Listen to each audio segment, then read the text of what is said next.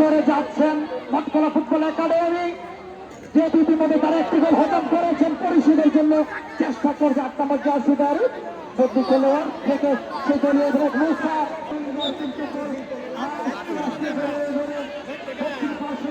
দর্শক আপনাদেরকে তথ্য জানিয়ে দিয়েছে আগামী মঙ্গলবার এই মাঠে ফাটাফাটি দুটি দলের মধ্যকার এই টুর্নামেন্টের তৃতীয় কোয়ার্টার ফাইনাল ম্যাচটি অনুষ্ঠিত হবে।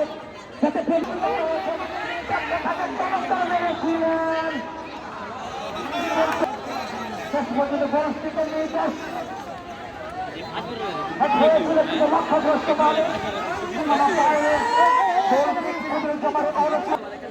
মঙ্গলবারে ভিতরে খেলা রইব।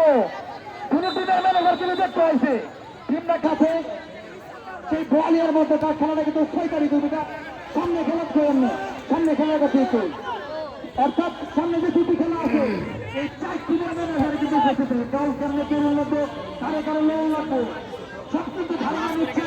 সুতরাং আগামী খেলা কিন্তু ফাটাফাটি খেলা শিক্ষা দিয়ে দিয়ে আফ্রিকার মাঠে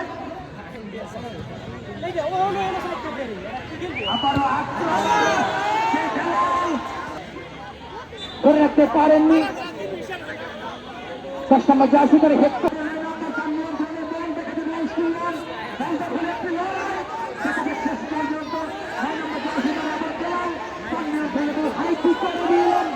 উদ্দেশ্য ছিল আসিফ দলীয় অধিনায়ক আসিফ কিন্তু বলের গতিতে সেটাকে গড়িয়ে গড়ে সীমানার বাইরে মাঠ খেলার অনুকূলে মাঠ খেলার পক্ষে খুঁজ করলেন এই সাথে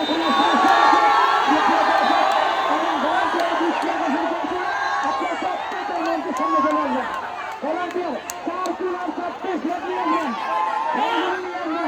এবং ভলান্টিয়ার যারা রয়েছেন প্রত্যেকের মঞ্চের সামনে চলে আসেন।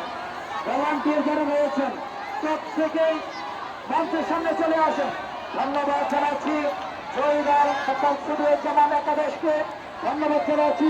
চমৎকার খেলেও হেরেছেন আমি বলবো মঠকলা ফুটবল একাডেমিকে এবং আজকে এই খেলার একমাত্র গোলদাতা সেই